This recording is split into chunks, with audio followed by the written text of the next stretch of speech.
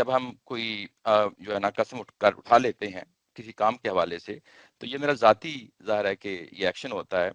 یا میں کوئی جو ہے نظر کے حوالے سے بھی کوئی چیز اپنے لیے طے کر لیتا ہوں، تو یہ بھی میرا اپنا ذاتی عمل ہے، جس میں یہ بات سمجھ آتی ہے کہ جب میں اس کو توڑوں گا تو ظاہر ہے اس کا کفارہ مجھے دینا پڑے گا۔ لیکن اگر ہم کسی شخص کے ساتھ کوئی عہد معاہدہ کر لیتے ہیں اور اس کے ساتھ قسم کھاتے ہیں اور اس عہد معاہدے کو توڑ بھی دیتے ہیں، تو اس عہد معاہدے کی توڑنے کی وجہ سے ہو سکتا ہے کہ آپ کو کچھ نتائج بھی بھگتنے پڑ جائیں، وہ اپنی جگہ۔ لیکن کیا مجھے اس کے باوجود بھی جو ہے نا وہ جو قسم میں نے کھائی تھی عہد معاہدے کی کسی دوسرے شخص کے ساتھ کرتے ہوئے، کیا مجھے اس کا بھی کفارہ دینا پڑے گا؟ جی بالکل، ہر عہد جو آپ نے اللہ کو گواہ کر کے کیا ہے، جب آپ نے اس عہد کو توڑنا ہے، یعنی ایک ہے کہ آپ اس کی خلاف ورزی کر رہے ہیں ویسے،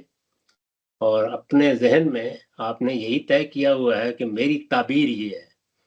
اس میں تو کوئی اختلاف ہو سکتا ہے، لیکن جب آپ کہتے ہیں کہ بھائی میں نے یہ وعدہ کیا تھا، اللہ کو گواہ ٹھہرا کے کیا تھا، میں اب اس کی پابندی کر نہیں سکتا، یہ ہے اصل میں قسم کو توڑنا، اس کا تو کفارہ دینا ہی